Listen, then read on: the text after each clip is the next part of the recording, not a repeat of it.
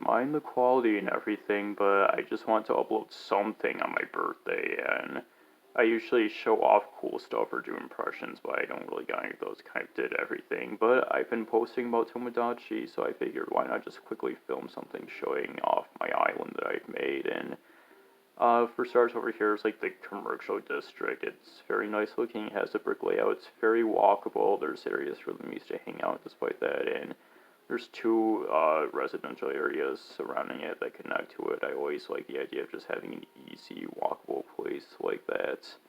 And you go down here, and there's the beach, and you lead down there to the ocean. There's the island guardian. Don't worry too much about that, though. And, over here it just gets a bit more tropical-ish, but we'll get to it. And, oh yeah, the restaurant. And once you get here, there's a lighthouse. This area over here is kind of undeveloped. I could work out more. I guess it's okay to have like one open grass spot, but there's one location I'll get to at the end of this, and I don't know, I'm kind of waiting for the summer season to come to see if that adds any more trees, and I can put those everywhere. Anyways, for the children who are not on this island, because this island doesn't have any kids on it, it's a nice playground that they'll love, and I built this panda thing, kind of inspired by Jin mode, and then there's that, don't worry about it, just thought it'd be fun to have a move on the ground, and there's the cat bat slide, maybe more can be added to this at some point.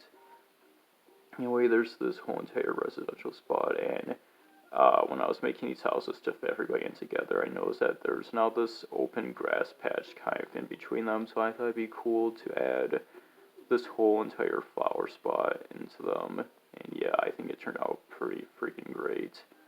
Don't mind them, there's Ami, I posted her before. I'll probably at some point later, I'll post an image of all the characters I've added together. If you can name every character in there, that's not one of my own characters, it's a small handful of them, then congratulations, because you are completely insane. Anyways, this is all fenced off, so you have to enter through here. And oh, look at this, a bunch of objects that I didn't use otherwise I just put here, and decided it would be like some weird modern art exhibit that I could continue to add to, ignoring those dogs. It's very hipsterish in a way. There's the long Greg snout to pay tribute to.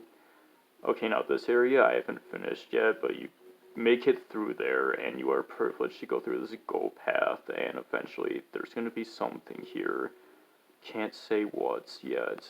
Probably the legendary Garchomp sticker. But yeah, once you get through there, then there's yet another area that's like this fake urban area.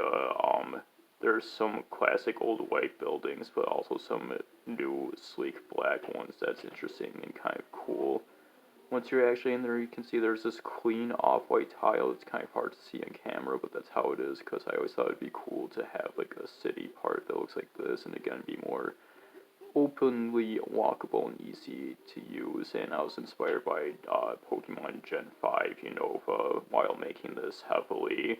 Lacunosa Town in particular, and like to imagine the music playing over this, but yeah, you walk along this mysterious, long, forbidden area, and eventually, as you can see, I left a little Easter egg here. It's a sign of Zekrom, well, specifically Zeki. This is based off a picture I took. I have the Sitting Cuties plush. This is how he looks like in it, or they. And it's an emote on my friend's Discord server, so yeah, I just made that, and this was already an object that I made in the game that I just posted on here. Now, specifically, it wasn't the whole body, it was the head, and then I added a long piece end to it, and I called it the Seki Dildo, and I joked that all of my residents needed one because they were all so horny for each other, and yeah, there's the story. Anyways, we're going to get to the part that I was the most eager to make during like the first week I had this. So here's the two residential areas. There's the Big Friend Manor, and there's this asphalt path that connects the two, and if you follow that over here, you can see it starts to get more woodsy. There's the more northern woods here with dark colored trees, and there's like an abandoned, like broken up railroad here, and I thought it would be cool to kind of add that for like story or like quiet lore purposes. And oh look, an Easter egg. It's a of Carnage Egg, and yeah, I think at some point it would be cool to make more objects to place, like, hidden around here, like this Inseki, for, like, my Miis and others to find. Anyways, you continue down there, there's this patch of grass with a rock in it that kind of looks like a Pokemon thing, and there's an item there that just kind of came along together by accident. I was like, okay, go down there, and boom, the thing I wanted to make the most, even if I wish it could be even bigger and longer, it was this big park, the nice windmills at the end, but yeah, there's nice big open park, and this spot in particular, I was actually inspired by the Melee All-Star Rest area when making it. You can probably get a glimpse of it from that angle, even if it's like Noxat, kind of hard to do that in this, but yeah, I was heavily inspired by that, as well as just like kind of like early Y2K summer feelings, and just like feelings that I had outside going out at that time as a much younger kid, and just kind of wanting to recapture that for all of this, and wanting to do that kind of stuff again for myself. And yeah, it's pretty cool. So there all is. Again, if summer adds more trees, then I'll add more trees through that. But yeah, there's this hangout spot here, and overall, I was very proud of how it turned out. Anyway.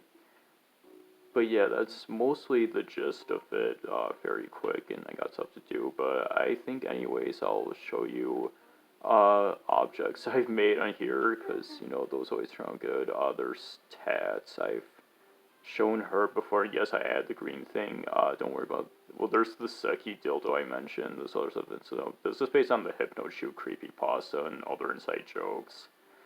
Ammon Bale from Call of the Lamb. Lycanroc, a Dairy Queen. This is based on an inside joke. The Dairy Queen commercials that just has the floating mouth. Eventually, me and my friend Rakrayla were like, what if that but Midnight Lycanroc, and she appears in and she just snarls, and it's always a jump scare when it appears, and there's the Sorcerer TV you've seen before you've seen the pose.